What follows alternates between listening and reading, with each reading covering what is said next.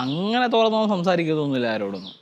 അങ്ങനെ തുറന്ന് സംസാരിക്കുന്ന കാര്യങ്ങൾ വെച്ചാൽ നമ്മൾ തുറന്ന് ആരോട് സംസാരിക്കാൻ പോകുന്നുമില്ല. നമ്മൾ വിഷമം എന്ന് പറയുന്ന സാധനം വേറെ ആയിരിക്കും. പക്ഷേ ഇവരോട് കൂട്ടുകാരുടെ കൂടെ ഇരുന്ന് രണ്ട് കാര്യങ്ങൾ രണ്ടുപേരെ കളിയാക്കി കാര്യമൊക്കെ പറഞ്ഞ് ഇടയ്ക്കൊക്കെ ഇങ്ങനെ രണ്ടെണ്ണമൊക്കെ അടിച്ചിരിക്കുന്ന സമയത്തൊക്കെ അതൊക്കെ അങ്ങ് മറക്കും. അത്രയേ ഉള്ളൂ, അല്ലാതെ ഒന്നുമില്ല. അല്ലാതെ ബാക്കി നമ്മളെ സംബന്ധിച്ച വിഷയങ്ങളൊക്കെ നമ്മൾ സ്വയം ഹീൽ ചെയ്യാൻ നോക്കും. അതിലിപ്പോൾ ആരുടെയും നമുക്ക് പിന്നെ വേറൊരാളുടെ സമയം കണ്ടെത്തേണ്ട ആവശ്യമൊന്നുമില്ല. എന്നെ സംബന്ധിച്ചോളം നമ്മൾ അവരുടെ കൂട്ടിൽ നിന്ന് രണ്ട് കാര്യങ്ങളൊക്കെ പറഞ്ഞ് വേറെ വിഷയങ്ങളായിരിക്കും ചർച്ച ചെയ്യുക. നമ്മുടെ വിഷയങ്ങളൊന്നുമല്ല. അത് ചർച്ച ചെയ്യുന്ന സമയത്ത് നമ്മളതങ്ങ് മറന്നു പോകും. മനസ്സിലായില്ലേ?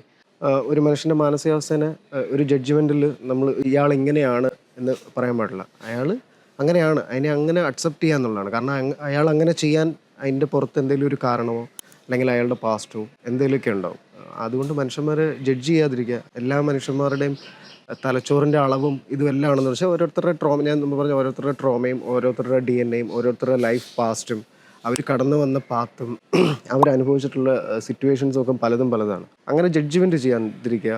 അയാൾ എങ്ങനെയാണോ അയാൾ അങ്ങനെ തന്നെ അക്സെപ്റ്റ് ചെയ്യുക.